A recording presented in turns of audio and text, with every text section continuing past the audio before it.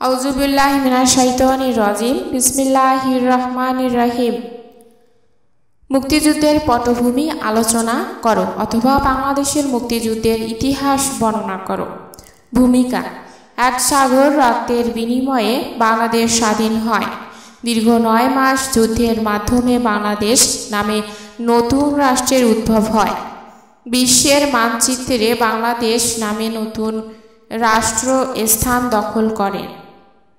1952 সালের ভাষা আন্দোলনের মাধ্যমে বাঙালি জাতীয়তাবাদী চেতনার উদ্ভব হয়। তখন থেকে বাঙালিরা স্বতন্ত্র রাষ্ট্র গঠনের চিন্তা ভাবনা করেন। 1966 সালের শেখ মুজিবুর বাঙালির মুক্তির সনদ 6 দফা দাবি লাহোর উত্থাপন করেন। এই আন্দোলনে বাঙালিরা যোগদান করেন। বাঙালিদের জনপ্রিয়তায় ভীত হয়ে পাকিস্তানি শাসকেরা আগরতলা ষড়যন্ত্র মামলা করেন। পাকিস্তানের ষড়যন্ত্রের বিরুদ্ধে 1969 সালের গণ অভ্যুত্থান ও 1970 সালের নির্বাচনে বাঙালিদের সমর্থন জোটে না, যার ফলশ্রুতিতে 1971 সালে মুক্তিযুদ্ধ শুরু হয়। মুক্তিযুদ্ধের পটভূমি: ভাষা আন্দোলনের মাধ্যমে বাঙালিরা সংগ্রামের যে বীজ বপন করেছিল, মুক্তিযুদ্ধের মাধ্যমে বাঙালি জাতি স্বাধীনতা লাভ করে। মুক্তিযুদ্ধের মাধ্যমে বাঙালি জাতি হিসেবে বিশ্বে আত্মপ্রকাশ করে। নিম্নে বাংলাদেশের মুক্তিযুদ্ধের পটভূমি আলোচনা করা হলো। 1 নম্বরে হচ্ছে সাধারণ নির্বাচনে ফলাফল মেনে নেননি। 19৭২ সালের 7 ডিসেম্বর পাকিস্তানের জাতীয় পরিষদের সাধারণ নির্বাচন অনুষ্ঠিত হয়। এই নির্বাচনে আওয়ামী লীগ পূর্ব পাকিস্তানের জন্য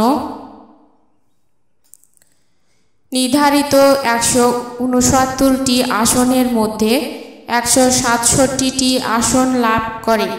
পাকিস্তানের শাসক গোষ্ঠী নির্বাচনের ফলাফল মেনে নিতে পারেনি। নির্বাচনের ফলাফল বানচাল করার জন্য ষড়যন্ত্র করেন। শাসক গোষ্ঠীর শাসন ভার আওয়ামী লীগের উপর ছেড়ে না দিয়ে গড়িমসি করে। তারা আতঙ্কিত হয় যে একদিন আওয়ামী লীগ পাকিস্তান শাসন করবে, তাই নির্বাচনের ফলাফল বাতিলের ষড়যন্ত্র করে। 2 নম্বর হচ্ছে জাতীয় পরিষদের অধিবেশন স্থগিত। নির্বাচনের পর পাকিস্তানের জাতীয় পরিষদের অধিবেশন ঢাকায় 1971 সালের 1 মার্চ অনুষ্ঠিত হবে। এই অধিবেশনে যোগদান করতে ভুট্টো অস্বীকৃতি জানান। পাকিস্তানের অন্যান্য দলের নেতাদের এই অধিবেশন বর্জন করার জন্য অনুপ্রাণিত করেন। তবে কয়েকটি দল ভুট্টোর আহ্বানে সাড়া দেন। অধিকাংশ দল ভুট্টোর আহ্বানে সাড়া দেননি। তবে ইয়াহিয়া 1 মার্চ এই অধিবেশন স্থগিতের ঘোষণা দেন।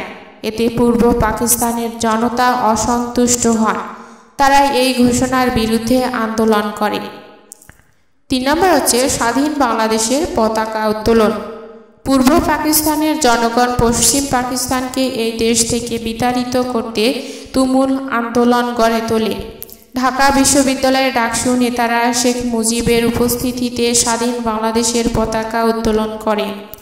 এই পতাকার মাধ্যমে বাঙালিরা স্বতন্ত্র জাতি হিসেবে নিজেদের পরিচয় তুলে ধরল। পাকিস্তানের শাসকরা এতে রাগান্বিত হয়। এরপর বাঙালি আন্দোলন আরও তীব্র হয়। পূর্ব পাকিস্তানে নিযুক্ত পাকিস্তানি শাসক ভীত হয়ে পড়ে। তারা বাঙালিদের বিরুদ্ধে আগ্রাসী অভিযান পরিচালনার জন্য প্রস্তুত হতে থাকে। 4 নম্বর হচ্ছে 7 মার্চের ভাষণ। বঙ্গবন্ধু শেখ মুজিবুর রহমান পশ্চিম পাকিস্তানের শাসক গোষ্ঠীদের মোকাবেলার জন্য রেসকোর্স ময়দানে 1971 সালের 7 মার্চ ভাষণ দেন। এই ভাষণে তিনি বলেন, এবারের সংগ্রাম মুক্তির সংগ্রাম, এবারের সংগ্রাম স্বাধীনতার সংগ্রাম। এই ভাষণে তিনি বলেন, সামরিক আইন প্রত্যাহার, সেনা সেনাবাহিনীকে র্যাবকে ফিরিয়ে নেওয়া ও সেনাবাহিনী কর্তৃক হত্যাকাণ্ডের বিচার না হলে 25 মার্চ অধিবেশনে যোগদান করবেন না। পূর্ব পাকিস্তানে অস্বস্তিকর পরিস্থিতি বিরাজ করে। এই পরিবেশ মোকাবেলা করার জন্য ইয়াহিয়া 15 মার্চ ঢাকায় আসে। আওয়ামী লীগ নেতাদের সাথে আলোচনা করেন। 5 নম্বর হচ্ছে সামরিক ষড়যন্ত্র। পশ্চিম পাকিস্তানের নেতারা সামরিক ষড়যন্ত্র শুরু করেন। ইয়াহিয়া খান একদিকে পূর্ব পাকিস্তানের নেতাদের সাথে আলোচনা করছে, অন্যদিকে পূর্ব পাকিস্তানের সামরিক শক্তি বৃদ্ধি করতে থাকে। সামরিক শক্তি বৃদ্ধির ষড়যন্ত্র পূর্ব পাকিস্তানের নেতারা বুঝতে পারেনি। 9 দিন আলোচনা শেষে সংকট মোকাবেলায় নীতিমালা প্রণীত হয়। ইয়াহিয়া এই নীতিমালা ঘোষণা না করে চলে যান। 6 নম্বর হচ্ছে সেনা অভিযান। হঠাৎ 25 মার্চ রাত্রিতে পাকিস্তানি সেনাবাহিনী নিরস্ত্র বাঙালিদের উপর হামলা চালায়। সেনারা গুলিবর্ষণ করে, বাড়িতে আগুন লেগে দেয়, নারী নির্যাতন ও শিশুদের দেহ ছিন্নভিন্ন করে। শহরের পর শহর ও গ্রামের পর গ্রাম তারা হামলা চালায়। 25 মার্চ এই হামলা বাঙালিদের ইতিহাসে কালরাত্রি নামে পরিচিত। পাকিস্তানি সৈন্যরা গণহত্যা চালায়। ইয়াহিয়া ঘোষণা দেন, বাংলার মাটি চাই, মানুষ চাই না। বাঙালি জাতিকে নিশ্চিহ্ন করার জন্য সেনারা এই গণহত্যা করে। 7 নম্বর হচ্ছে স্বাধীনতা ঘোষণা। 26 মার্চের প্রথম প্রহরে বঙ্গবন্ধু শেখ মুজিবুর রহমান স্বাধীনতার ঘোষণা দেন। স্বাধীনতা ঘোষণার কিছুক্ষণ পরে পাকিস্তানি বাহিনী শেখ মুজিবকে গ্রেপ্তার করে নিয়ে যায়। বঙ্গবন্ধুর স্বাধীনতার ঘোষণাপত্রটি 26 মার্চ আব্দুল হান্নান পাঠ করেন। বঙ্গবন্ধুর পক্ষে মেজর জিয়াউর রহমান স্বাধীনতার ঘোষণাপত্রটি পাঠ করেন 27 মার্চ সন্ধ্যায় চট্টগ্রামের কালুরঘাট বেতার কেন্দ্র থেকে। 8 নম্বর হচ্ছে মুজিবনগর সরকার গঠন। মুজিবনগর সরকার মুক্তিযুদ্ধ পরিচালনার জন্য গঠিত বাংলাদেশের প্রথম প্রবাসী সরকার, যা অস্থায়ী বিপ্লব সরকার নামে পরিচিত। 1971 সালে 26 মার্চ স্বাধীনতার ঘোষণার পর 10 এপ্রিল এই সরকার গঠিত হয়। 1971 সালের 17 এপ্রিল মেহেরপুর জেলায় বৈদ্যনাথতলা গ্রামের আমবাগানে মুজিবনগর সরকার শপথ গ্রহণ করে। মুক্তিযুদ্ধ পরিচালনার জন্য এই সরকার কার্যকরী ভূমিকা পালন করে। এই সরকারের রাষ্ট্রপতি ছিলেন বঙ্গবন্ধু শেখ মুজিবুর রহমান। 9 নম্বর হচ্ছে মুজিবনগর সরকারের কার্যাবলী। মুজিবনগর সরকারের প্রতিরক্ষা মন্ত্রণালয় যুদ্ধরত অঞ্চলকে 11টি সেক্টরে বিভক্ত করে। প্রতিটি সেক্টরে একজন করে সেক্টর কমান্ডার নিয়োগ দেন। শরণার্থী ক্যাম্প ও ট্রেনিং ক্যাম্পে আইন শৃঙ্খলা রক্ষা করেন স্বরাষ্ট্র মন্ত্রণালয়। পররাষ্ট্র মন্ত্রণালয় যুদ্ধের সময় বিদেশে বাংলাদেশ মিশন স্থাপন করে এবং বিভিন্ন দেশে কূটনৈতিক প্রতিনিধি দল প্রেরণ করে। বহির্বিশ্বের সরকার ও জনগণের সমর্থন আদায়ের চেষ্টা করে। এছাড়া বিভিন্ন মন্ত্রণালয় বিভিন্ন দায়িত্ব পালন করে। 10 নম্বর হচ্ছে সর্বদলীয় উপদেষ্টা কমিটি গঠন। 1971 সালের সেপ্টেম্বর মাসে বাংলাদেশের মুক্তিযুদ্ধকে সর্বদলীয় চরিত্র দেওয়ার উদ্দেশ্যে বাংলাদেশ সরকারের উদ্যোগে 9 সদস্য বিশিষ্ট সর্বদলীয় উপদেষ্টা কমিটি গঠিত হয়। এই কমিটির প্রধান ছিল মাওলানা আব্দুল হামিদ খান ভাসানী। এই কমিটি মুক্তিযুদ্ধ পরিচালনার জন্য নিয়োজিত হয়। 11 নম্বর হচ্ছে স্বাধীন বাংলা বেতার কেন্দ্র। স্বাধীন বাংলা বেতার কেন্দ্র প্রথম স্থাপিত হয়েছিল চট্টগ্রামের কালুরঘাটে। মুক্তিযুদ্ধের সময় মুক্তিযোদ্ধা ও দেশবাসীর মনোবলকে উদ্দীপ্ত করতে স্বাধীন বাংলা বেতার কেন্দ্র অবিস্মরণীয় ভূমিকা রেখেছিলেন। স্বাধীন বাংলা বেতার কেন্দ্রের জনপ্রিয় দুটি অনুষ্ঠান ছিল চরমপত্র ও জল্লাদের দরবার। চরমপত্র ও জল্লাদের দরবারের মাধ্যমে মুক্তিযোদ্ধাদের মনোবল চাঙ্গা রাখা হতো।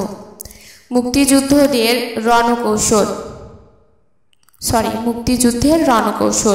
মুক্তিযুদ্ধের রণাঙ্গন 1971 সালে বাংলাদেশের মুক্তিযুদ্ধ পরিচালনায় সাময়িক কৌশল হিসেবে তৎকালীন পূর্ব পাকিস্তানের সমগ্র ভৌগোলিক এলাকাকে 11টি সেক্টরে বিভক্ত করেন। প্রতিটি সেক্টরে একজন সাব সেক্টর নিয়োগ দেন। যুদ্ধ পরিচালনায় সুবিধার্থে প্রতিটি সেক্টরকে কয়েকটি সাব সেক্টরে ভাগ করেন। 1971 সালের 19 মার্চ ইস্ট বেঙ্গল রেজিমেন্ট গাজীপুরে মুক্তিযুদ্ধের প্রথম সশস্ত্র প্রতিরোধ গড়ে তোলে। 13 নম্বর হচ্ছে চূড়ান্ত বিজয়। দীর্ঘ 9 মাস মুক্তিবাহিনী গেরিলা যুদ্ধের মাধ্যমে পাকিস্তানি বাহিনীকে কোণঠাসা করে। 11 জুলাই মুক্তিবাহিনী গঠিত হয়েছিল।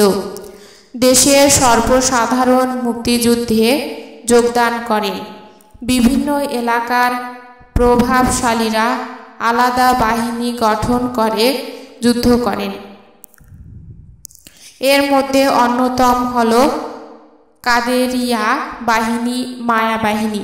1971 সালে 6 ডিসেম্বর ভারত বাংলাদেশের সমর্থন ও যুদ্ধের সহযোগিতা করে যৌথ বাহিনী গঠন করে। পাকিস্তানি বাহিনী কোণঠাসা হয়ে পড়ে।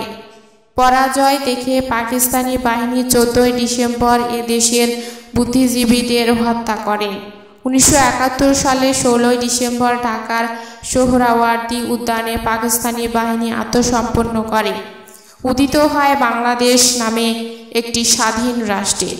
উপসংহার: পরিশেষে বলা যায় যে 1971 সালের মুক্তিযুদ্ধে বাঙালিরা বুকের তাজা রক্ত দিয়ে পাকিস্তানিদের বিরুদ্ধে যুদ্ধ করেন। এই মুক্তিযুদ্ধে বাঙালিরা জয়লাভ করেন। বাংলাদেশ নামক নতুন রাষ্ট্রের উদ্ভব হয়। বাংলাদেশের মানুষ অধিকার আদায়ে সচেতন হয়। 1971 সালে নির্বাচনে বীজ অঙ্কুরিত হয় ভাষা আন্দোলনের মাধ্যমে, আর সমাপ্ত হয় বুকের তাজা রক্তের বিনিময়ে। বাংলাদেশের স্বাধীনতা যুদ্ধে সর্বস্তরের জনতা অংশগ্রহণ করেছিলেন। বিশ্বের দরবারে আজ বাংলাদেশ গঠিত দেশ হিসেবে স্থান দখল করে আছে। বাংলাদেশের স্বাধীনতা যুদ্ধের মাধ্যমে বাঙালি জাতির জন্মলাভ হয়, বাংলাদেশ স্বাধীন হয়।